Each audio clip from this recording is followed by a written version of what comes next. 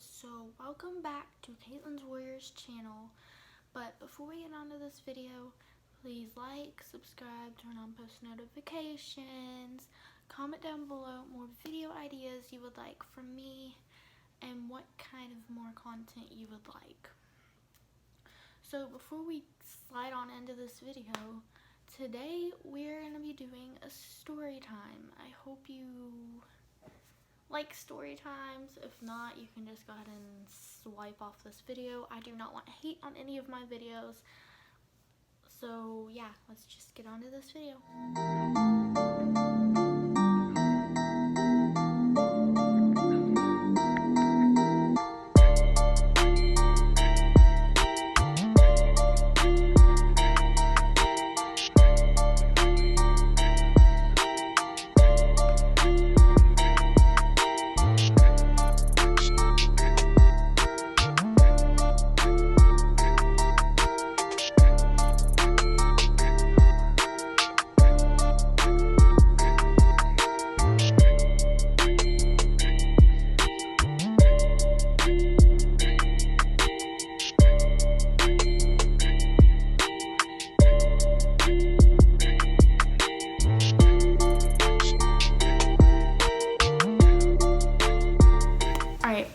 So I don't have a drink, but I'm gonna try this. Here's the mother freaking tea.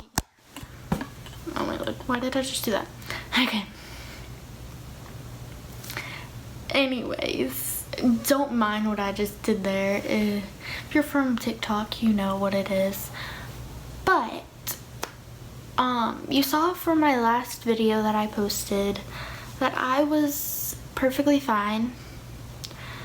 I was baking, I was going to our promenade, I was going shopping.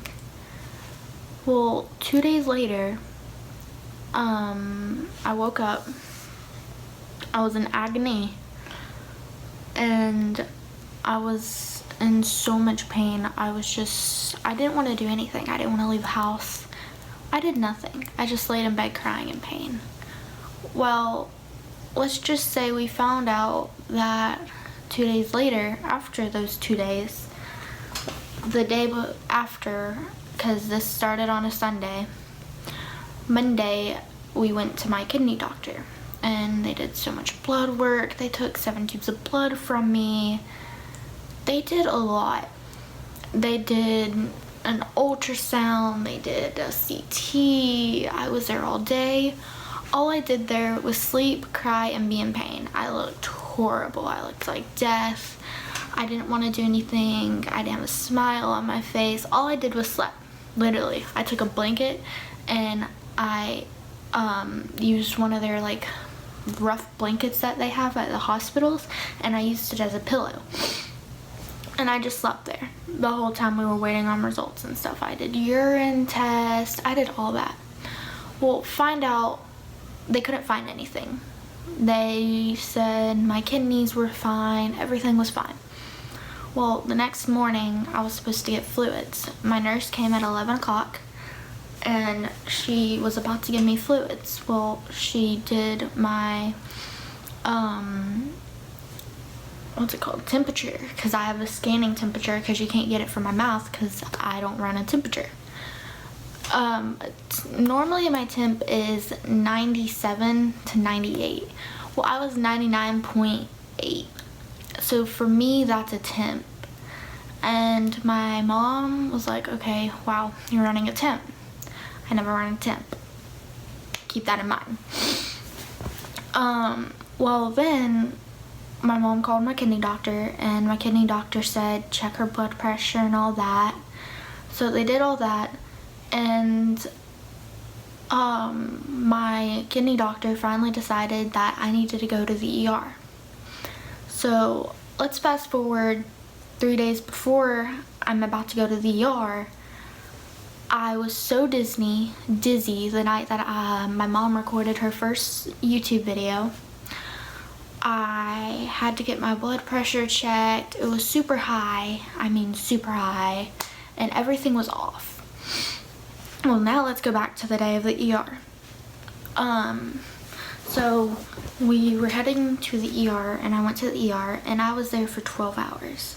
Well, in those 12 hours, they did, let's see, I was in a lot of pain, so I'm trying to remember. Alright, so they first needed to figure out, so they did blood work, gave me fluids, because I didn't get my fluids, because we left instead of getting my fluids here. And then they did an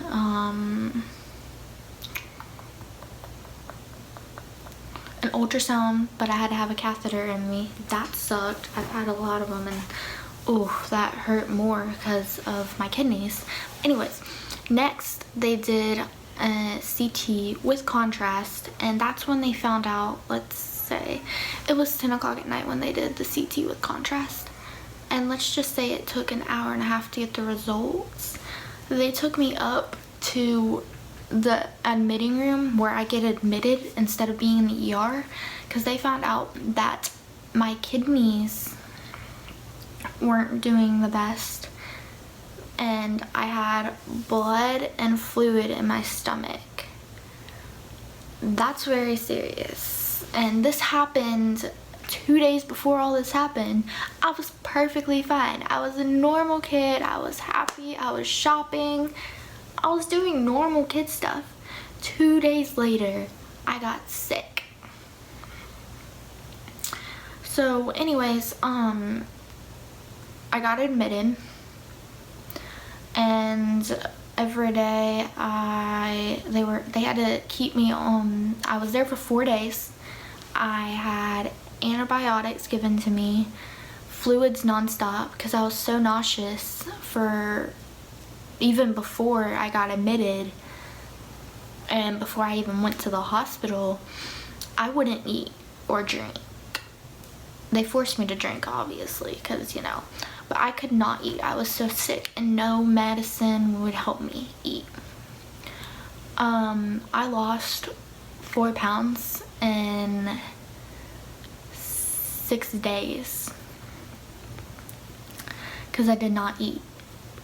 I was so sick. My stomach was hurting so bad. I felt so nauseous.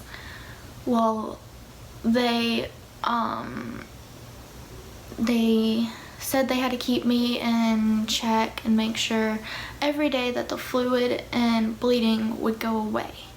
Each day they do blood work, and they would check and give me factor, and they did all this kind of stuff. Half of the time I was asleep because, let's remind you, I was in a lot of pain. They gave me pain meds and all this. I didn't start feeling good till a day before I left the hospital. And let's remind you, I left the hospital last night. So 2 nights ago is when I started feeling better, and I had the smile back on my face. I was still in a lot of pain, but I still had a smile, and my color was coming back. But it was a lot, and I don't remember a lot, so I might, like, this is my point of view, but in a little bit I might do my mom's point of view as well. But it was interesting, you know. I was being a normal kid, doing normal kid things. 2 days later, in the hospital, sick, and have blood and fluid in your stomach. That's my story time. I'm not going to end this video or anything, because I'm going to see if my mom will give her point of view. And yeah, we'll see if she will. Hey guys, so I did get my mom to do her point of view, so I'm just going to be right here and listening while she says her point of view. Alright. So, as we always do, things with Caitlin come out of nowhere. She was perfectly happy playing with her friend, hanging out, just doing normal teenage stuff, and all of a sudden she started complaining that she wasn't feeling good. She was a little bit nauseous, and you know, she does the chemotherapy, so we assumed it was that. As 2 days went on, the nauseousness turned into really bad back pain. stomach cramping, a little bit of a fever, but nothing to worry about. You know, with her central line, if she goes over 100.4, we have to take her to the ER. And this kind of lasted all weekend. Monday morning, she woke up and things got really scary really fast. We ended up at the nephrologist, which for those of you who don't know is a kidney doctor. Yeah. They ran a bunch of tests, couldn't figure out what was going on, sent us home, told us what to be careful for, what to look for. By Tuesday at lunchtime, we were in the ER with some pretty severe symptoms. Turned out after CT scan, 3 ultrasounds, tons of lab work, urinalysis, I mean, you name it, they did every test in the world on her. She ended up having a pocket of fluid and blood in her abdomen, which is her belly. And we still don't really know where that came from or why it happened. As always with Caitlin, we never really know what goes on. We spent 11 and a half hours in the emergency room with the doctors trying to decide what the best course of action was for her. Of course, we ended up getting admitted again. We had 6 months with no admissions. Yeah, and I was so not wanting to get admitted when we went to the ER. Yeah, she was crying and it was sad. She was begging me, Mom, please don't let them admit me. And, you know, the doctors are looking at me like this could get really serious and it could go to her heart or it could get in her bloodstream and we need to get on top of it right away. So they immediately started her on IV fluids, IV antibiotics. We got admitted. We went up to the floor. And yeah, but let's remind you, I didn't get admitted till like 2 a.m. the next day. Yeah, it was 2 o'clock in the morning before we actually got to the room, and neither one of us were able to eat or drink the entire day. So we went 13 hours with no food and nothing to drink because she had to be what was called NPO, which means nothing by mouth, for the ultrasounds and the scans. And by the time they figured out they were going to admit her, it was too late to eat.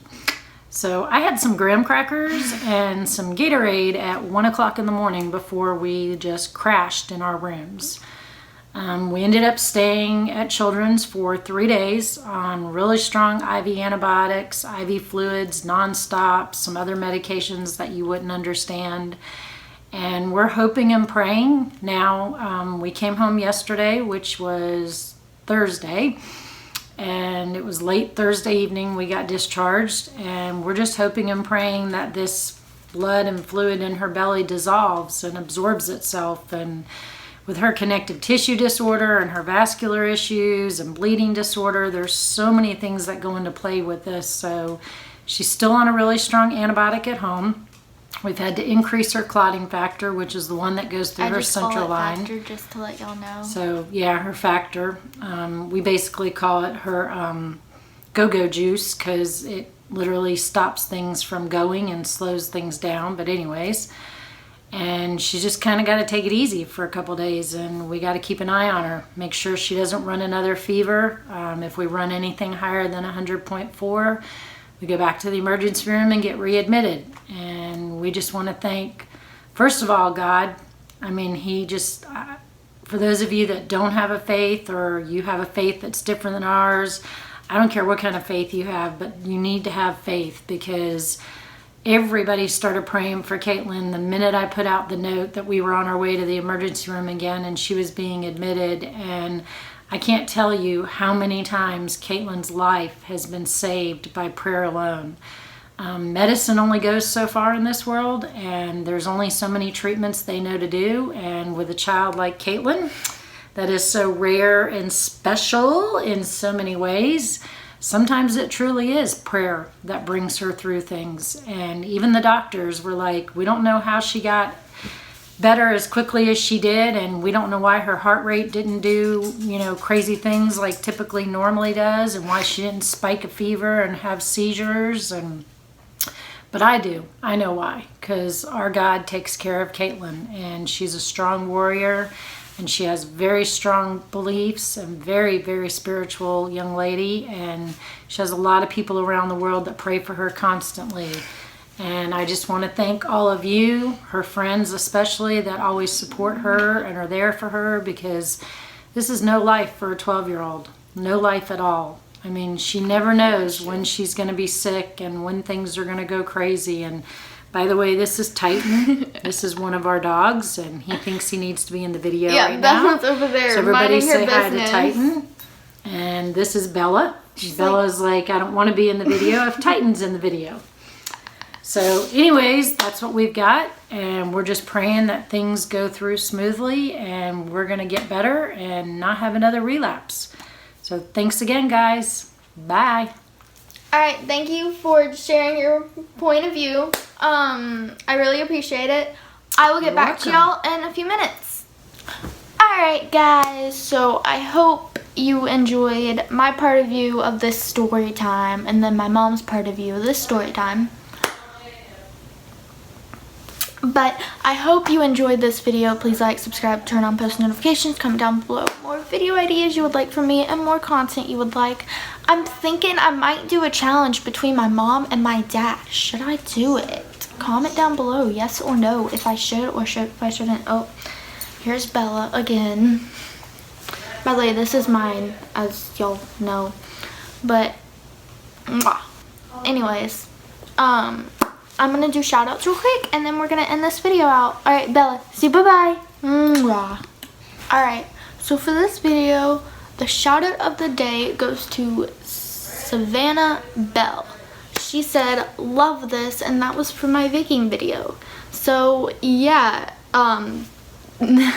stay tuned for next week's video. I'm thinking I'm still gonna post every week, not 2 times a week right now, because I'm still having to rest my body and stuff. So yeah.